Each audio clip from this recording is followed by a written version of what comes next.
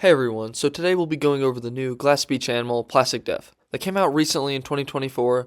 The indie rock band came into more public conscious with their 2019 debut LP, the first Glass Beach album, which was this sort of emo, art rock, power pop kind of sort of album with a little bit of some psychedelic influences here and there, kind of all just brought together into one that wasn't horrible. But now they're back in 2024 with their newest album, Plastic Death.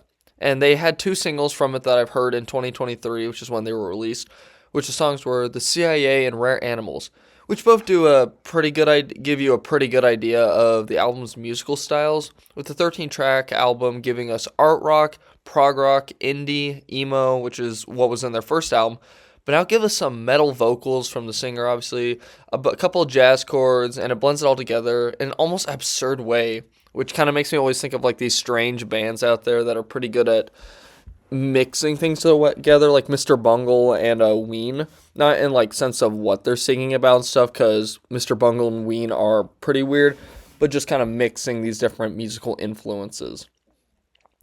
I don't think the album does a bad job at mixing musical styles, and I do get some Radiohead vibes from it, like the horns in Rainbows. I just am not fully a fan of the singer's vocals because they just struggle to really make me pay attention over the guitars, the drums, and other instruments, which you really don't want, especially with his metal vocals and Slip Under the Rug and the drawn out songs of the album that overstay its welcome. The songs, like, I'm a very big prog rock fan, so sorry, I'm very used to these kind of long songs with that.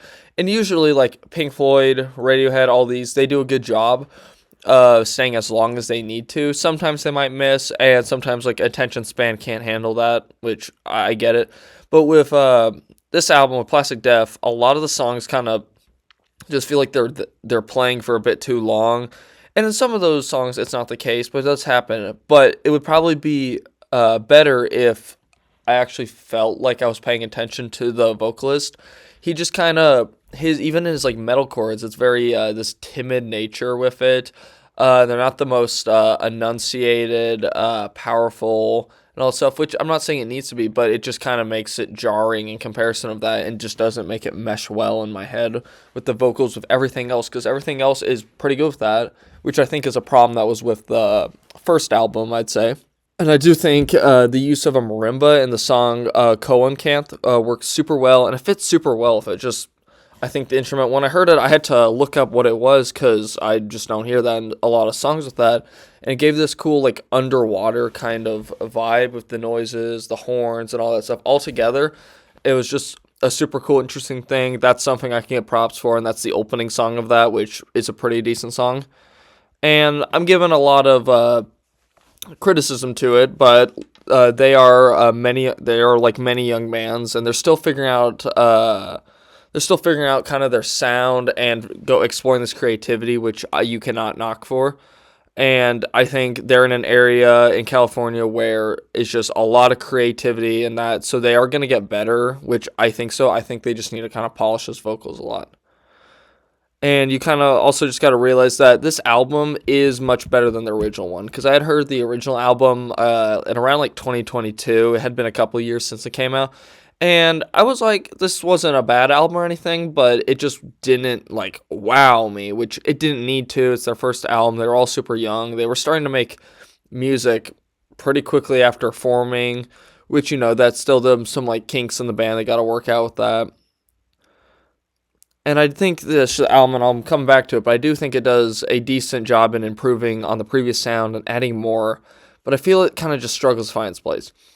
But I'll say the line, "I'm so sick of going through the motions, I want to be the new routine," it does go hard. That is a pretty hard line. The lyrics aren't horrible in the songs. It's just the singer's kind of ability to, I guess, just make it work and make it seem powerful. But there are like good lines in the song, which that's from the song Motions, obviously.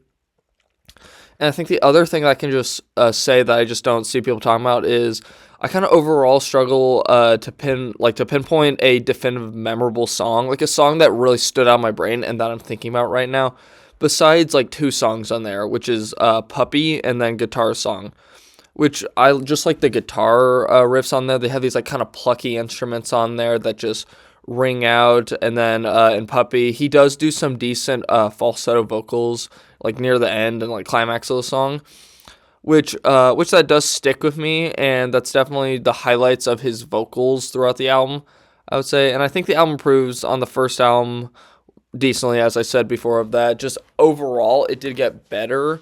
Like guitars, they're more comfortable with their instruments. Like the guitars, the instruments are plucking certain songs of that.